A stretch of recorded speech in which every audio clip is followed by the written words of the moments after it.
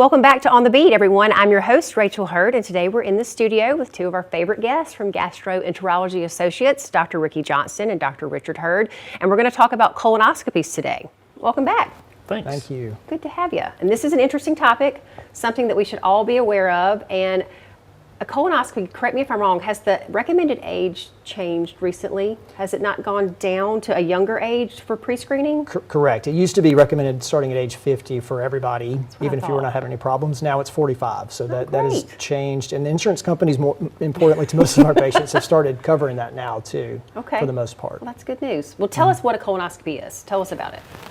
Yeah, so what we do, well, the worst part for everybody is drinking the colon cleanser. The dreaded prep, yeah, right? the night before. And we have some different options for that to hopefully make it a little easier for you. But the next day you come in and we put you to sleep. You won't know what's happening. But what we're doing is looking in your colon for polyps. Those are what grow into cancer.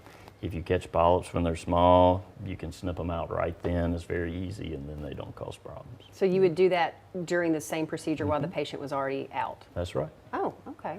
Well, that's good. And then after the procedure, follow-up types of appointments and so forth? Yeah, mostly no. I mean, of course, there will be follow-up colonoscopies. If everything's normal, you need one every 10 years. But if we find polyps, it's based on the type of polyps that we find and their size and that sort of thing. Okay. Well, besides preventative screenings, why would someone need a colonoscopy?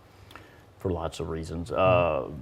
Stomach symptoms. So, first, well, as we've said before, you don't want to wait for symptoms to have colonoscopy. You want to have your routine screening. But also, if you're having symptoms such as bleeding, abdominal pain, change in your bowel habits, then yes, that's definitely a reason to get checked We out. touched on a previous episode about the increasing risk in young people. So I think it's real important to reiterate to our younger audience, like, even though you're not 50 or 45 yet, if you're having any symptoms at all, best that's to come still in. something to go get checked out, particularly if it's rectal bleeding, which may or most likely is hemorrhoids, but anything abnormal like that certainly needs an evaluation. What are reasons people don't have colonoscopies? Richard alluded to it at the takeoff about the prep. Seems to be the most biggest, I think, hurdle for most people to get over. So that's the, they've heard how bad it is.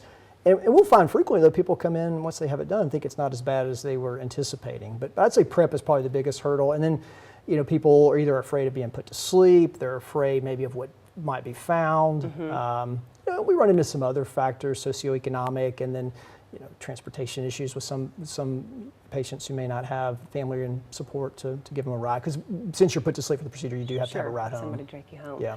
So the prep, though, it has evolved and become better over the years, right? I mean, it is definitely something that has improved.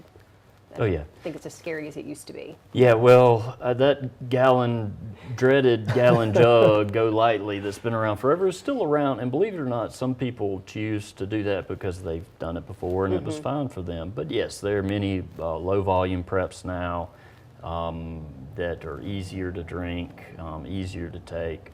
The end result's still the same, unfortunately, but getting it down is easy. One thing we've made a change to that makes it a little bit more tolerable, and it actually results in a much better clean out, is the way we dose the prep now.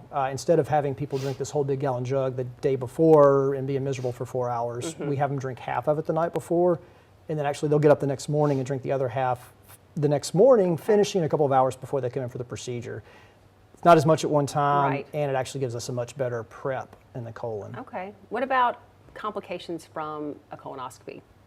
Yeah, those, everybody's heard these stories about bad things. Those things are actually pretty rare. There's a risk of being put to sleep, risk of heart or breathing problems. When you come in for your appointment, we're going to go over with you, all of your medical history and what risks are more pertinent to you and what your risk factors are. And there's risk of injury to the colon, but all those things are very rare. Your risk of colon cancer is much higher than your risk of one of those complications.